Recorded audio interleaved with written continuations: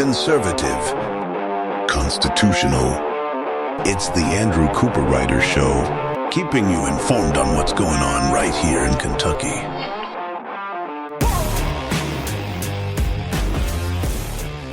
Today on the Andrew Cooperrider Show, the chance to get major pieces of legislation done in Kentucky ends this Thursday when we hit the veto period, and then we just have 2 days after that. I'll go into what the veto period is and why that's so incredibly important.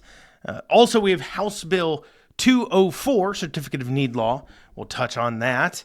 Senate Bill 155 passed, was delivered to the governor to clear a way for central bank digital currency. And then I do also want to talk about House Bill 5, the Safer Kentucky Act, as well as there is a hearing and a passage on a bill to ban COVID vaccine mandates in Kentucky. And finally, I'll go over a few things that I've took notice in or seen about public schools, public libraries, and just where our legislature is really falling short on an important issue. So we'll have all that and more today on the Andrew Cooperrider Show. But first, I do want to encourage you to head on over to theandrewshow.com. Once again, that's theandrewshow.com. If you want to check out past episodes or shows, this show comes out Monday through Friday at 9 a.m. on WZXI, 1 o'clock everywhere else on all major podcasting platforms. But without further ado, let's dig down into it. So we're coming up on what's called the veto period. It happens was it Thursday? Yeah, day before Good Friday. So Thursday this week will be the last day to pass any meaningful pieces of legislation. And then our legislators will take off for about 2 weeks, and then they'll come back to do 2 more days this session, and that's it. They're done. So you got a few more days this week, and then 2 more days, and that's it. Now, the veto period, so any major pieces of legislation, any good stuff anything conservative, you want to get it done, you have to get it done over these next few days. There's going to be a lot of things passing that means. And the reason why is because anything that Andy Beshear would veto, anything slightly controversial to the Democrats, anything that they wouldn't want to pass, well, you got to be able to overcome his veto. You got to give yourself time. And here in Kentucky, the governor gets 10 days, kind of business days, so Monday through Friday and Saturday counts on the 10, but Sunday doesn't. So he needs 10 days. And in those 10 days, he can either veto, not sign a piece of legislation, or sign the legislation. If he signs it, it becomes law. If he doesn't sign it, it still becomes law just without his signature after the 10 days are up. And if he vetoes it, well, then it goes back to the legislature for them to overcome. Now, if they didn't have this veto period, what would end up happening is that the legislature would pass some bills, and then the governor could wait those 10 days, wait till the 10th day, then veto it, and then there wouldn't be enough time left in the legislature for them to overcome the governor's vetoes. But with that much time remaining, you'd hope we'd get quite a lot done, because we haven't even passed our budget bill officially yet to send over to the governor for him to veto and then for them to overcome. So you've got some major pieces of legislation still waiting to go through.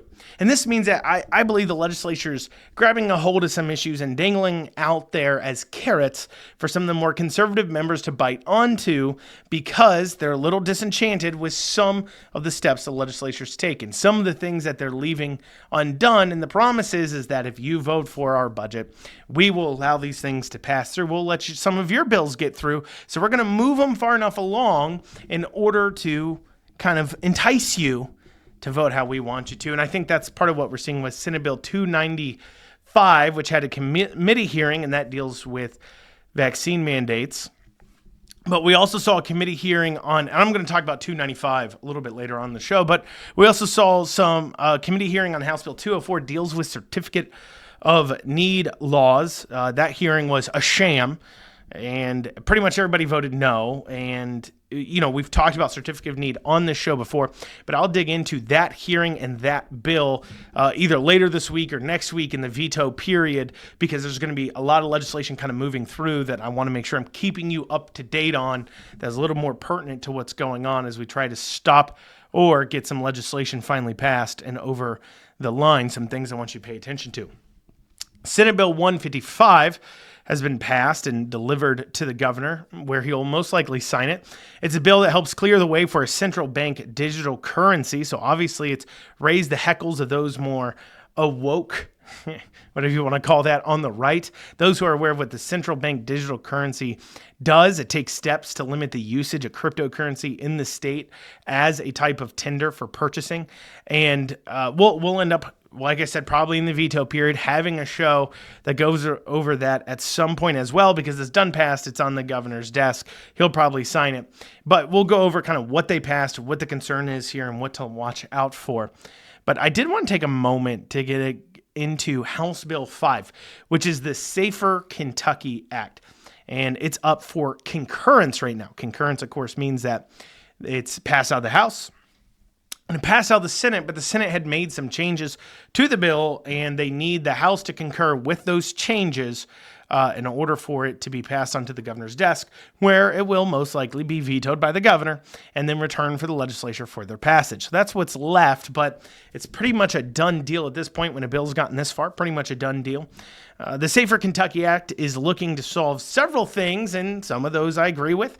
Some of those issues they're trying to deal with, I disagree with what they're doing and how they're doing it. So I think it's worth discussing what the bill really does. And it's got a 3-4-ish parts to it.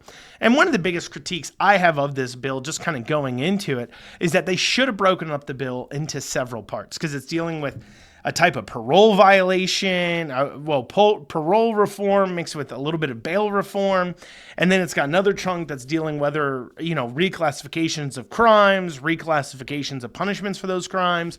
And then it's kind of got another part that deals with more so the homelessness issue. So, it does a lot of things, should have been broken up into 3 parts, but it wasn't. And so dealing with kind of the first example of where it was taking a look at some of these crimes, reclassifying them, and changing around what they mean. So in Kentucky law, if you commit what's called a non-violent crime, you're eligible for parole after serving 20% of your sentence. But if you've been convicted of a violent crime, you now have to serve 85% of your sentence before you're eligible for parole, unless otherwise stated. So a perfect example of where our laws are falling apart here would be recently the Mayor Greenberg shooting up in Louisville while he was running for mayor. You had a violent man, for political reasons, bust into his campaign headquarters, fire several shots with a gun, and just happened to miss. But he did fire that gun at Mayor Greenberg. He just happened to miss and hit anybody. Well, because of, one, the nature that he missed, this currently in Kentucky law is not considered a violent crime. So he literally tried to murder somebody. He just tried to murder somebody for completely political reasons. Man that should, I think we all agree, should probably be removed off the street.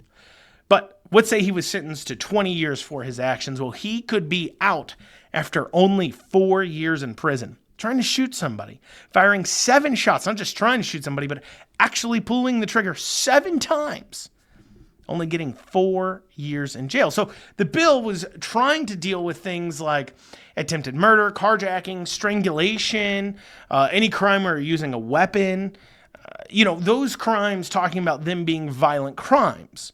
But it also took a few other things and kind of made them violent crimes. And that's where on the crime side of things, it started to attract, even on the conservative side, some people pointing out some issues with this particular piece of legislation, that it was going too far, which once again is probably why the bill should have been broken up into 4 parts, so each part could have been properly debated on if it's good or bad. But we'll go over what some of those issues are with some of the violent felony classifications and kind of what they're doing there. After this short break, you're listening to the Andrew Cooperrider Show. This is your source for Kentucky politics, Kentucky's only daily, Monday through Friday, conservative talk show and podcast that deals with specifically Kentucky issues. You're not going to find this anywhere else. Incredibly important. Make sure you're tuning in every day. But we'll be back after a few short minutes. Listen up, my fellow business owners. You need to get your cybersecurity and IT support under control. Reach out to the folks at Amston today. Call 859-300-0087 or visit amston.com. It is no secret that cyber attacks have become a constant threat, and you need to make sure that your organization is protected. Amston has over 30 years of experience working with businesses and governments alike. Call 859-300-0087 or visit amstonAMPSTUN.com today. And you're back with the Andrew Cooperrider Show. Before the break, we were digging into House Bill 5, Safer Kentucky Act, going over the different parts of it, some good, some bad. The bill is an interesting bill that has some different concerns. And so one of those, and dealing with kind of the first category we were talking about, was reclassification of some things as violent crimes. And some of this makes a lot of sense. For the example I gave before the break was attempted murder with a gun, but where you don't actually strike somebody, you fire the gun, you just don't hit them, is not considered a violent crime under current Kentucky law. Strangulation, carjacking, these things are not considered violent crimes. And I think we all who are reasonable would agree that those are violent crimes. Where it becomes somewhat of an issue, where you start to get some questions, for an example, is in things like burglary. There is burglary as long as someone is in the building in this bill would be considered a violent crime, which is interesting because, some of the people who've been against this bill, some examples of situations where they think that the sentencing guidelines involved in the bill are too strict, would be stealing something while somebody's in the home. Now, initially you would say, well, whether or not they have a weapon. You would say, well, somebody's breaking into my home and I'm there and they're still going to steal from me. Yeah, I mean, that seems like they could get pretty violent. But the problem becomes is this could also include people like some dumb 19-year-old that's, steals his grandma's jewelry while his grandmother's in the house to go pawn it or sell it to buy something or what have you.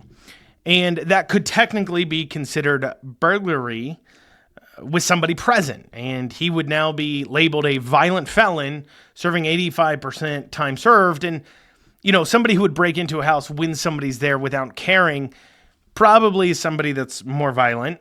But somebody who is stealing from their grandmother's house may not be the type of person that would break into a home with somebody there. And look, I'm not trying to say, hey, go easy on these criminals. Those of you who listen to the show know that, and generally speaking, I think we don't punish crimes harshly enough.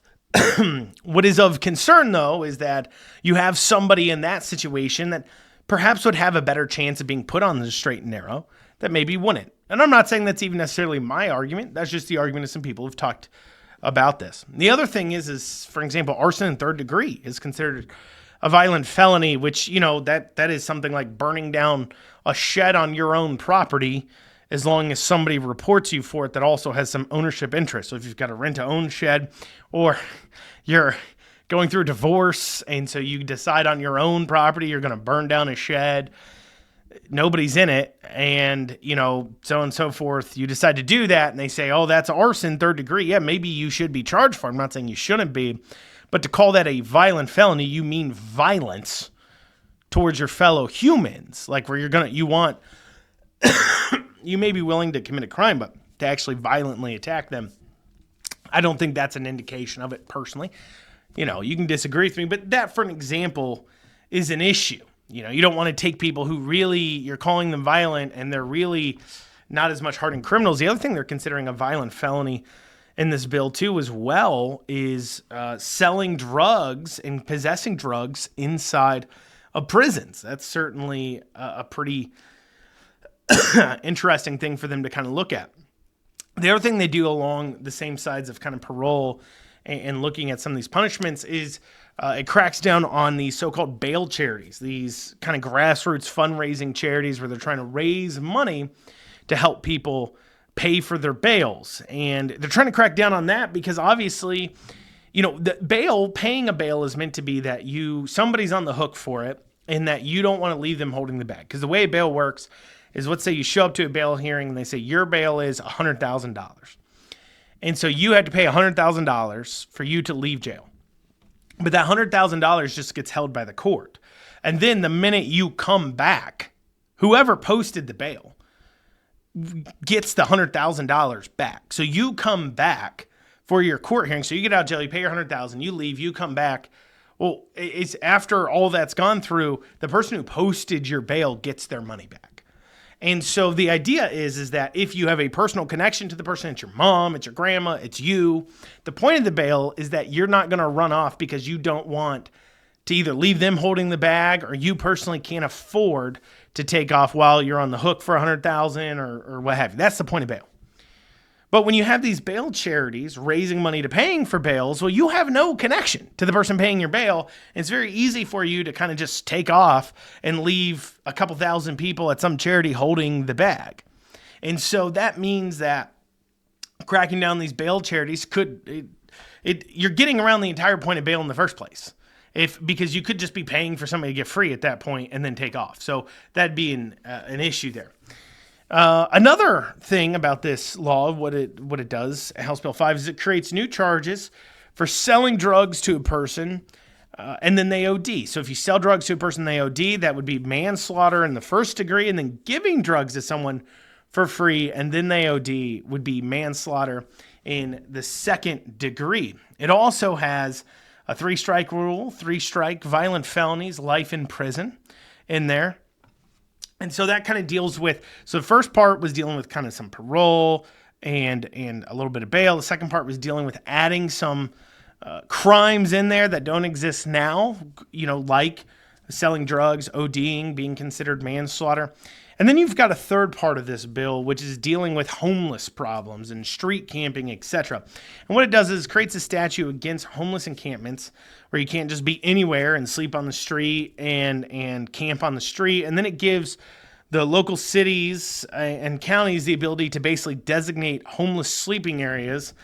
According to the statute, according to the bill that they're passing, the area just has to be away from commonly used public areas and must have bathrooms and potable water, but can be inside or outside. So, the people against this are stating two things. They're against this portion of it on different spectrums, too. They're on totally different spectrums. So you got the people who are like, they love everyone. This isn't, charity is just allowing drug users to keep using drugs on the street.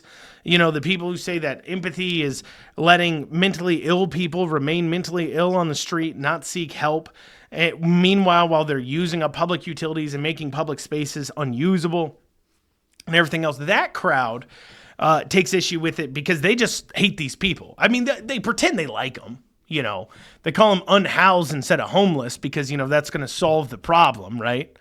But they think that, hey, it's super mean to put these people in a position where they have to change their life around. We should just leave them on the street to languish wherever they want to. That's the nice, caring, and compassionate thing to do. It's not the compassionate thing to do for the homeless person.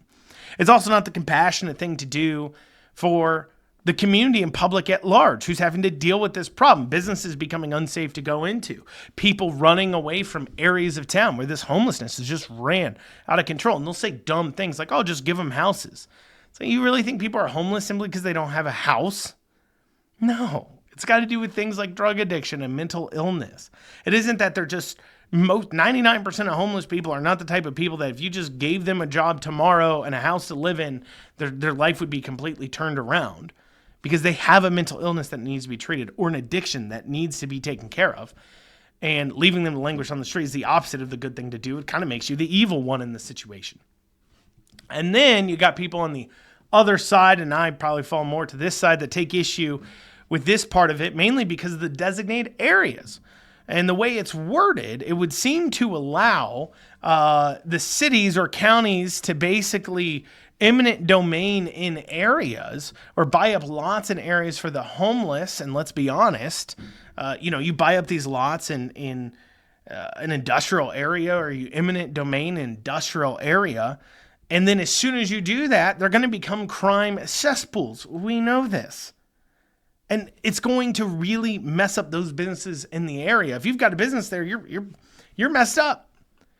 The city, the county there has really destroyed your ability to operate your business because they moved in a Skid Row next door. So I got some issues with it there. So make no mistake, okay? There are real issues someone could say about this bill, as I've brought up. Kid being an idiot, calling 911, disincentivizing people from calling 911 when people are ODing, homeless argument, that's a big one. And honestly, as I said, the bill should have been broken up. It's 78 pages long. It could have easily been 3 or 4 bills, should have been broken up. But so I just want to be clear there.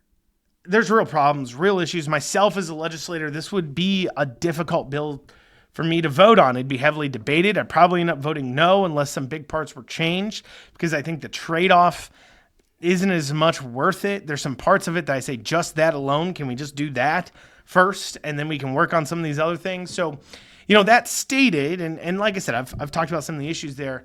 You've been getting some really, really dumb arguments from the left on this, which honestly, if anything makes people support a bill they wouldn't otherwise, it is when there are really dumb comments that are overriding some of the real conversations we need to have. You end up, if you want to have a real conversation about this bill, you end up on the side of those with ridiculous arguments. And some of those people with ridiculous arguments include like the Kentucky senator on economic policy, just ridiculous arguments that make no sense at all. Some inside, outside arguments that they're holding together that you cannot simultaneously argue at the same time. They make no sense, and they're so dumb they make people like me look like it makes it hard for people like me to talk about this bill, because you end up getting lumped into these dumbos. So we'll be talking about that after this short break. You're listening to the Andrew Cooperrider Show, your source for Kentucky politics. 859 Print has local service and low prices. I personally have done tons of business with them, and I can tell you, whether it is getting things printed off, sending direct mail, making business cards, buying TV ad time, digital marketing, they can do it all. And as a special for listeners of this show, they're offering 10% off any and all print services using code RIDER2024. That is code RIDER 2024 for 10% off. Check out 859 Print. You'll be glad you did. And you're back with the Andrew Cooperrider Show, your source for Kentucky politics. For the break, talk about House Bill 5, going through what it does, arguments against it, real arguments, but there's been some dumb arguments against it. Some of those coming from places like the Courier-Journal, the Herald Leader, and think tanks like the Kentucky Center of Economic Policy. And what they're arguing simultaneously at the same time is that this bill will do nothing to make anyone safer, while also somehow costing us $1 billion over 10 years, because more people will be in prison for longer and we'll have to pay for it. And these two things cannot coexist together and make sense. It makes no sense that those people who have committed crimes, so the way they came up with this was they took those people currently in jail and those who've been let out, and saying how much, if they couldn't get out at their early probation time of 20% of their sentence versus 85% of their sentence. Because remember, if you reclassify from a nonviolent to a violent, it goes from 20% to 85%. They say we'll keep people in jail longer and we'll have to pay for it. And we may not even have the space, and we're creating some new crimes that, things like, contraband in prisons and some different, or upping those crimes. So it'll lead to more people in jail longer. And it'll be this big giant issue that'll cost us tons of things, but somehow it won't make us safer. And that makes no sense at all. The number one precursor, the number one guess of whether or not somebody is going to commit a crime, generally speaking, they have been convicted of a crime prior. It is not often that we see somebody rape or kill or break into a house and rob it or carjack somebody and they don't already have charges on their sheet. Like I said, it's one of the number one indicators that somebody is going to commit a crime. Who's most likely to commit a crime equals those who've committed crimes in the past. And so objectively speaking, the longer those people are in jail, the less likely they are to come out there to commit a crime over that period of time, and it will be safer. The question is what's that cost? What's it worth?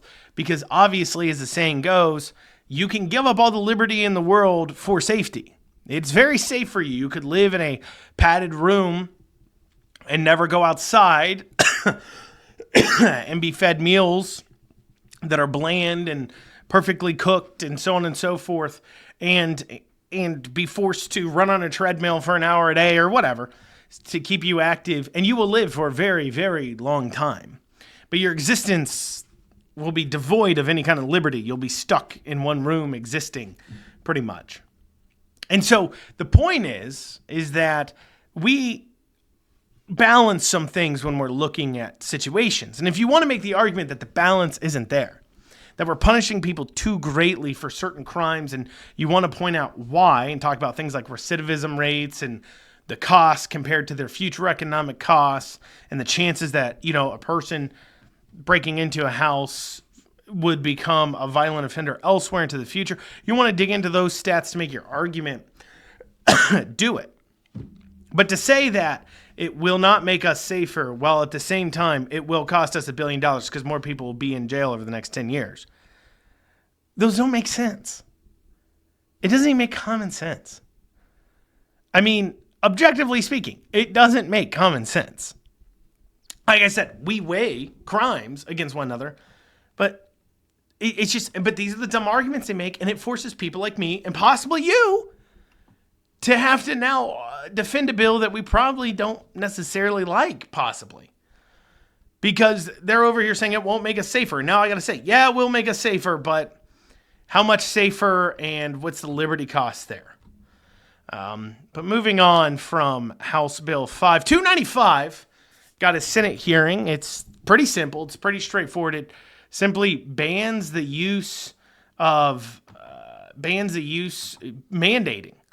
COVID-19 vaccinations in, private employers' business. Here, I'll just read it to you here. Any COVID-19 vaccine shall not be required for any individual for the purpose of student enrollment or participation in any school-sponsored program or extracurricular activity, employment with an employer as defined by KRS 344.032, whether paid or unpaid, including but not limited to internships or any other type of work-based learning that provides work experience in a particular occupation, acquiring or maintaining any professional license, receiving any healthcare service, including but not limited to any healthcare procedure, treatment, or service rendered by a provider within the scope of practice for which the provider is licensed or certified, and includes physical and behavioral health care. Pretty simple, pretty straightforward bill. And it passed committee as it's going through, with only the Democrats voting no, but it does, and it's good. It's good that this is passing through. It's good this is not being mandated. It used to say no mRNA vaccines at all could be mandated. In this case, though, they changed just saying COVID-19, but it does ask this question about why is this such a different conversation than in 2022? When we had House Bill 28 from Savannah Maddox, which wasn't just banning the mandation of vaccination. I mean, it did parts of that, but it actually didn't go as far. That bill ended up dying in the Senate, dying in a Senate committee, a very similar committee to the one that it went through. And it was very narrowly tailored, referencing that only the government entities were the ones who couldn't mandate it for work. Things like universities and government employers, that colleges couldn't, universities couldn't, and government employees couldn't. And the only thing it did for private business is it forbid them from asking people to disclose their status. They couldn't ask people to disclose their vaccination status going into this business. But this one full on bans the mandation from employers, even outside of the government. So one was a government couldn't mandate or ask to disclose, and businesses just couldn't ask their customers. And this turned into just nobody can mandate it. Nobody. No schools, no government entities, no private employers. Nobody can mandate it. I would say this bill goes farther than the old bill. But here's what's interesting. Take, for example, Danny Carroll.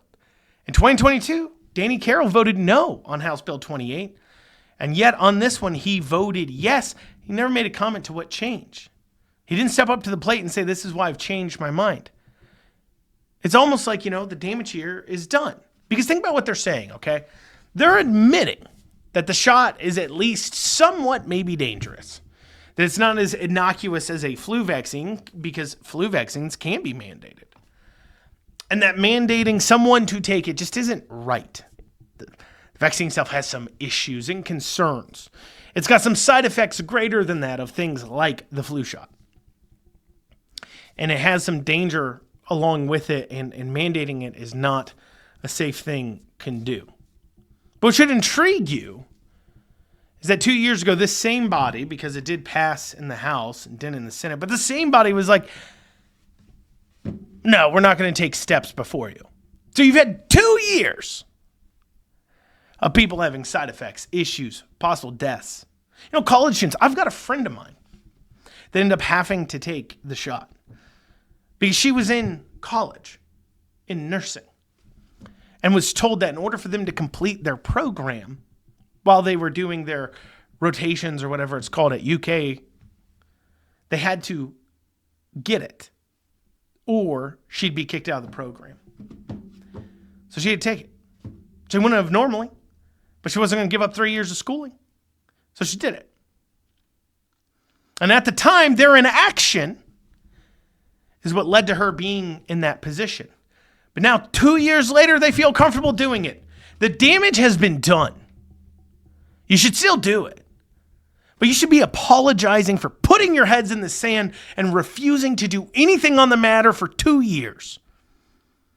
For refusing to step up to the plate and say, this is maybe a little too dangerous for you all to be forcing down these kids' throats. But this Senate, this legislature has had a long history now, this Republican legislature, of refusing to step up to the plate when we need it. And by evidence of this, we need but look at our public schools and public libraries. But we'll be going over that after this short break. You're listening to the Andrew Cooperrider Show, your source for Kentucky politics. Lexington Overstock Warehouse is Central Kentucky's best source for stylish new home furnishings. Don't pay retail. With our low overhead operating structure and big name brands, we offer the absolute best values on new furniture for every room. Shop online anytime at LexingtonOverstockWarehouse.com or visit our weekends only showroom located at 156 West Tiverton Way. Right now, for listeners of this show, we're offering a special discount for our online customers. Use coupon code FREEDOM for an additional 10% off your online order today. Lexington Overstock Warehouse, low overhead equals really low prices. And you're back with the Andrew Cooperrider Show, your source for Kentucky politics. Senate Bill 6 is currently waiting for concurrence from the Senate.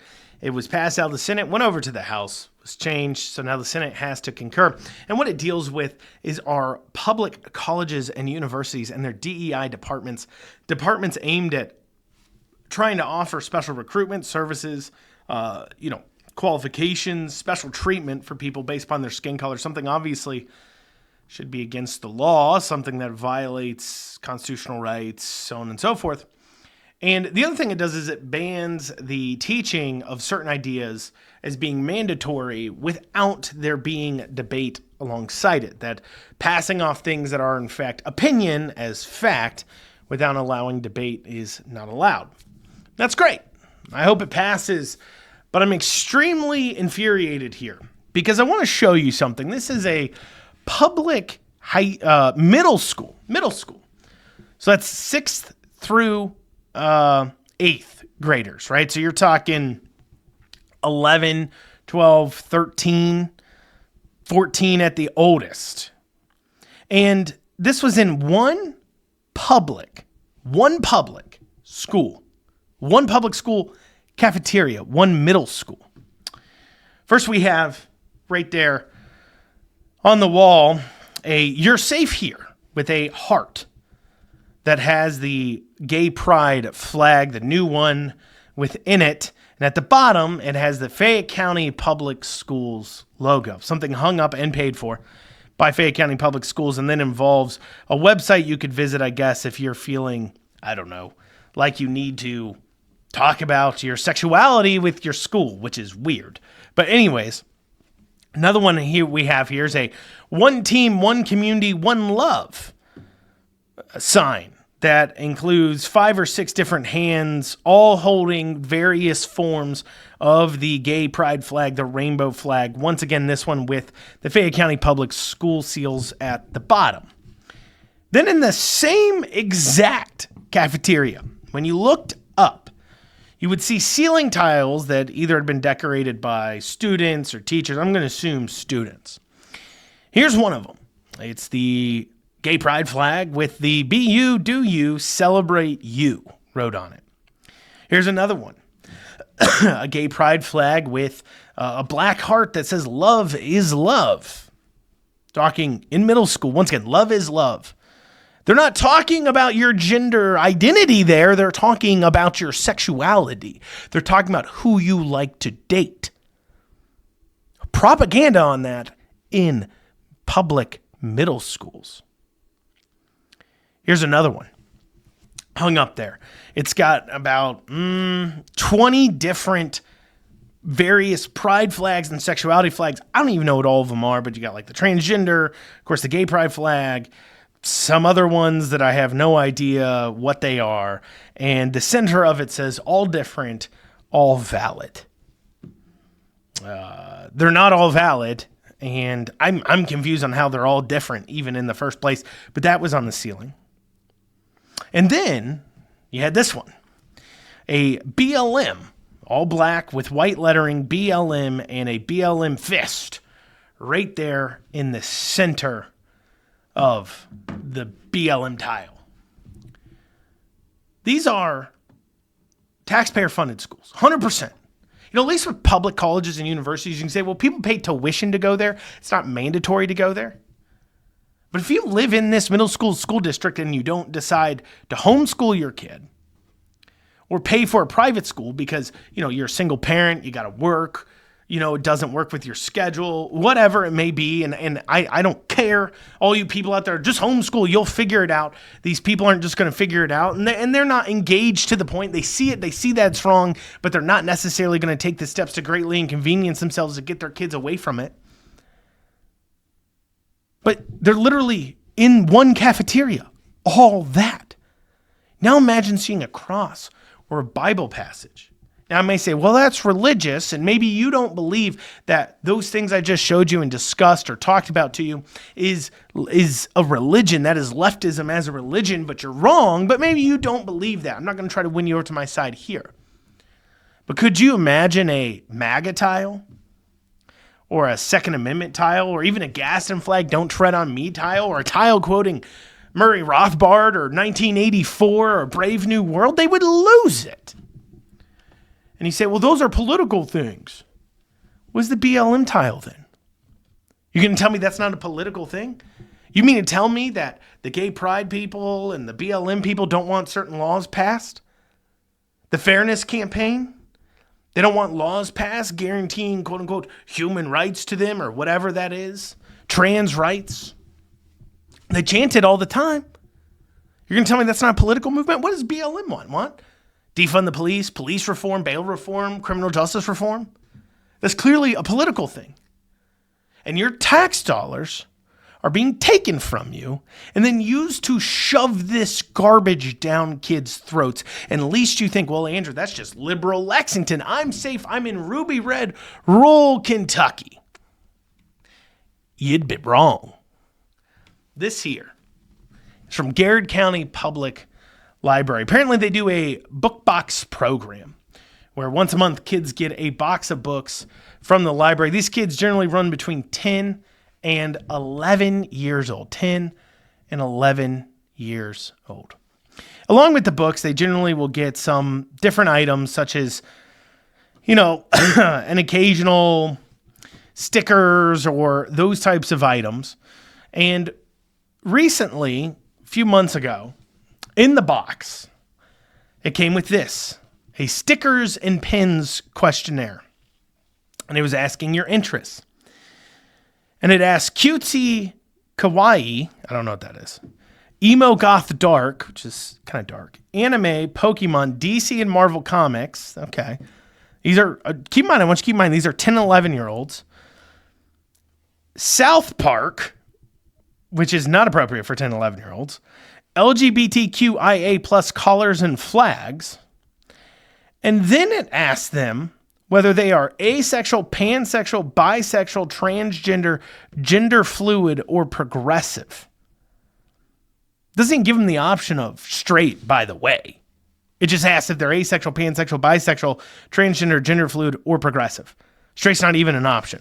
And then it says this survey will help pick the best fits for you. However, it does not guarantee a certain type of item in your next box. Are you upset yet?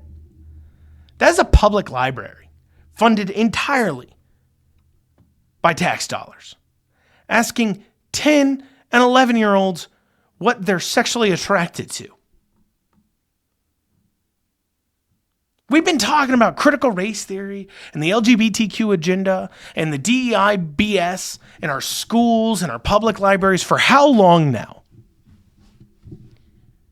And we might get something with colleges, and that's great. But it doesn't even ban, what they're doing doesn't even ban the money they're taking from you by force from being spent to teach this garbage in public universities. It just says they can't mandate it without there being discussion first. They should foster a free speech environment and a place of debate on campus. Meanwhile, it doesn't stop students from recording these debates and posting them online and creating public pressure to call a kid fighting back against these things racist until the point where they just shut up. Meanwhile, you've got public schools, kids, and people going to public libraries coming back, vomiting up rainbows, being asked at 10 years old what gender they find sexually attractive. And while your money is paying for these sicko groomers, and what do our legislators do? What are they doing? They're whistling past the graveyard. And if it's anything like these COVID-19 vaccine situations, well, maybe they'll pass a bill on it long after the moment of action is over, long after it's time to limit the damage, long after it matters the most. They'll pass a bill maybe 10 years from now, when the damage has already been done, where kids have already given up all sense of moral values that make society work. Maybe once society's falling apart, maybe once they wonder why all their grandkids or their kids are ending up suicidal, mentally unwell, mental health decline. Maybe when they see kids' suicide rate going high and they see the kids are unhappy, unhealthy, and all this garbage being shoved into their heads is not good for them, maybe then they'll act. But by that time, the damage will have already been done. And I'm tired of waiting on these people to do their jobs. Oh, y'all, that's what we have time for today on the Andrew Cooperrider Show. Thank you all so much for joining me. We'll be back here tomorrow. Have a great rest of your day.